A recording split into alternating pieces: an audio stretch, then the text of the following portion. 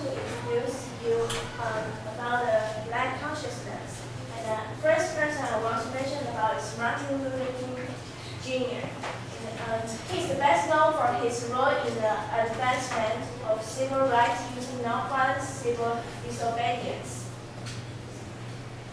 He also was a leader who wanted to protect the rights of the black and also wanted a peaceful result like people wanted. Okay, so these two videos I want to show you. This video, the first video is before because death. Okay. We may see a completely non-racial society. We don't believe, for instance, in the so-called guarantee for minority rights, because guaranteeing minority rights implies recognition of portions of the community on a race basis. We believe that in our country there shall be no minority, there shall be no majority, there shall just be people.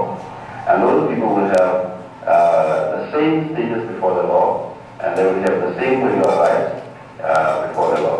So in essence, it will be a completely non-racial egalitarian society. We also ask number of blacks, after all their experiences, being able to live their life without giving vent to feelings of revenge, of yes, we believe it is the duty of the vanguard political movement which brings about change to educate people's outlooks.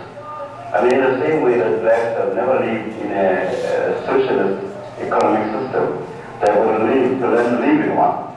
In the same way that they have always lived in a racially divided society, they will learn to live in a non-racial society.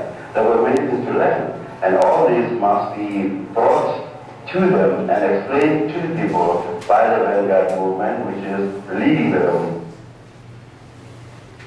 Okay, this video, he spoke a lot of his viewpoints, and he, before his death, as we know, he wanted the government to change the society about the discrimination of the black.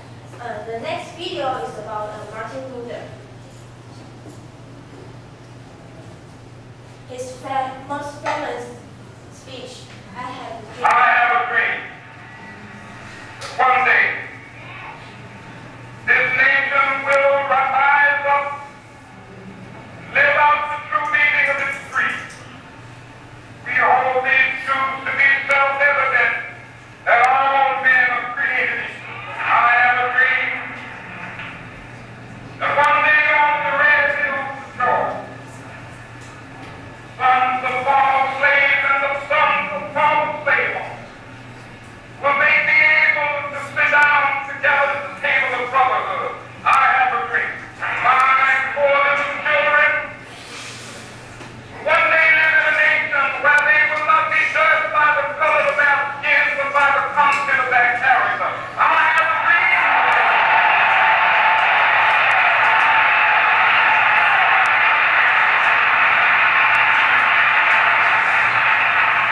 I have a dream that one day every valley shall be exalted. Every hill and mountain shall be made low, the rough places will be made plain, and the crooked places will be made straight, and the word of love shall be revealed, and all flesh shall see it.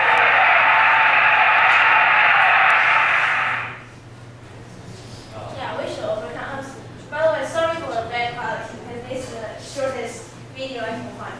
Okay. It's what Martin Luther said.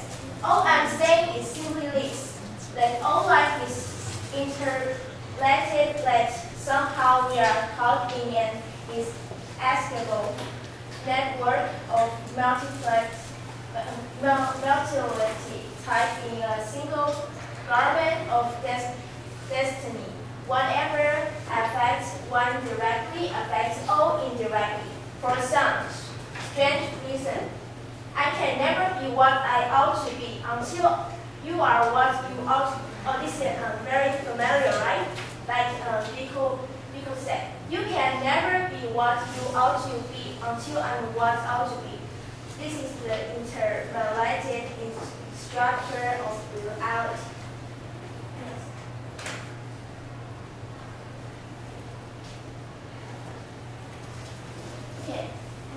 I'm going to talk about inequality, the apartheid in South Africa. Okay. Apartheid in South Africa is an African word for a system of racial segregation enforced through legislation by the National Party government. And literally, this word, apartheid, is translated, it means the state of being apart. And the National Party government, who were ruling party from 1948 to 1994 of South Africa, under which the rights of the majority black inhabitants of South Africa were curtailed, and the white supremacists and the Afrikaner minority rules was maintained. Okay. This is the apartheid in South Africa. And apartheid was developed after World War II by the Afrikaner-dominated National Party and the Border Bonds organization, and was practiced also in Southwest Africa. And this is about the women and the children under apartheid.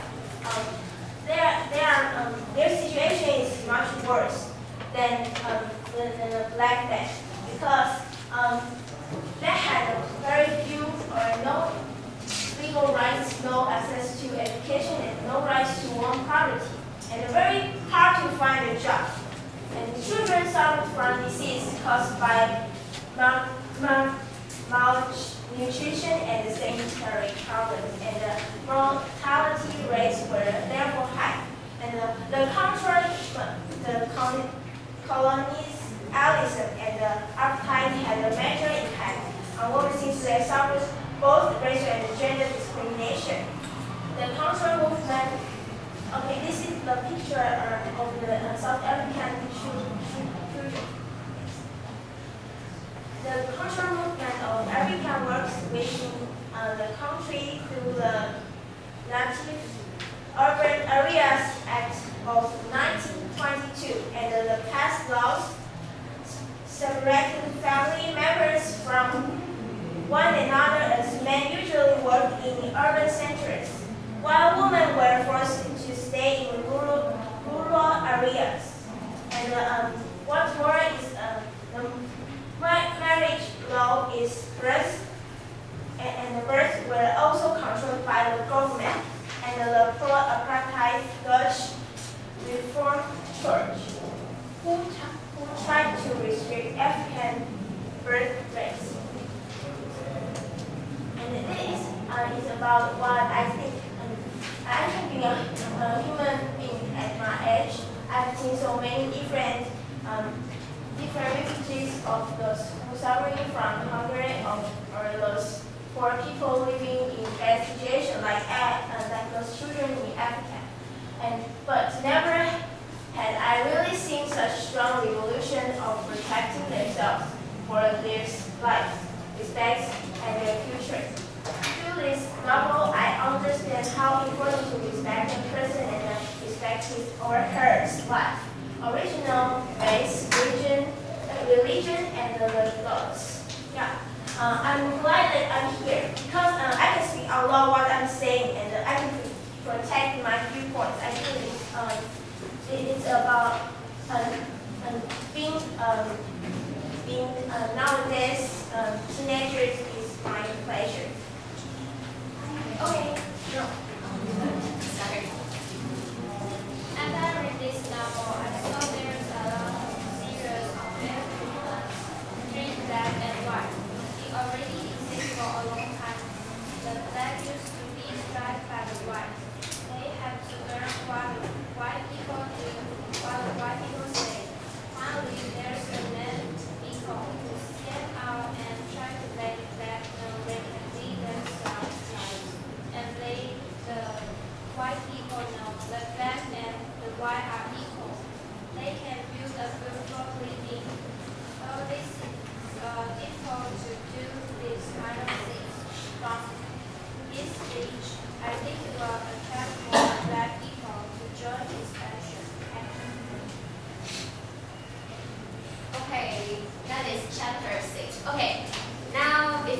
chapter 7 started, just close your book.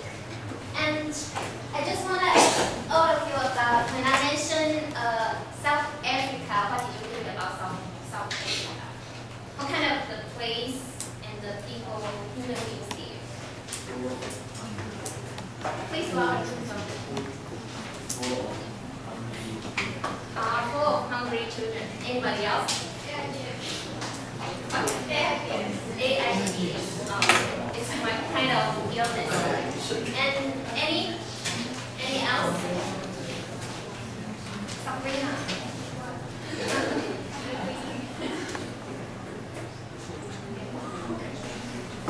When I mentioned about black one and South Africa one, what do you think about that? South Africa and black.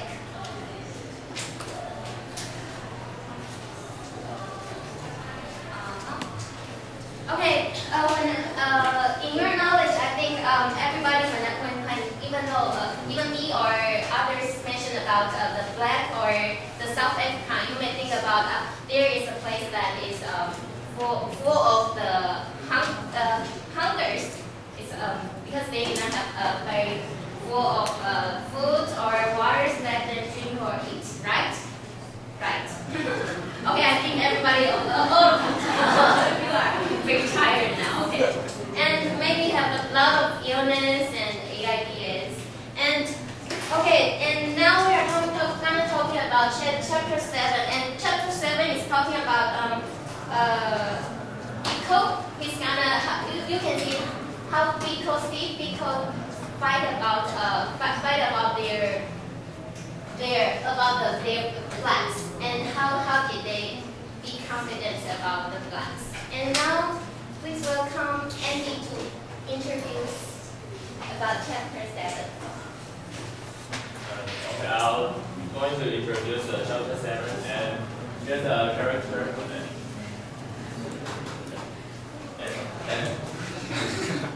and here's a character in this chapter. And Steve Biko and renowned Steve Biko, and Captain Event is a policeman, and informer is renowned, and there are two informers in front and behind Steve Biko, and they are hearing something. Steve Biko say something, and the prosecutor is that someone who in a court and say that Biko is speaking saying Biko is talking about something bad, and judge and Prime Minister Forster is in a these two men is in the judge, and two detectives is in a police office. Yes, there are two places. First is in a police station in King William Town, and the second is in a Pretoria. And I'm going to talk about a place in a police station.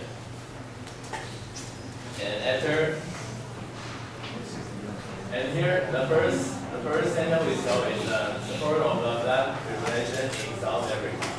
And this is talk about that there are 3 black people, and one of them will be the informer, because the informer will. There are many ways to write informer, like a job, a work, permit for a son or daughter, and the white man think black man to be a informer, and there are one of the informers that exposed Steve Biko makes the speech, so Steve Biko was exposed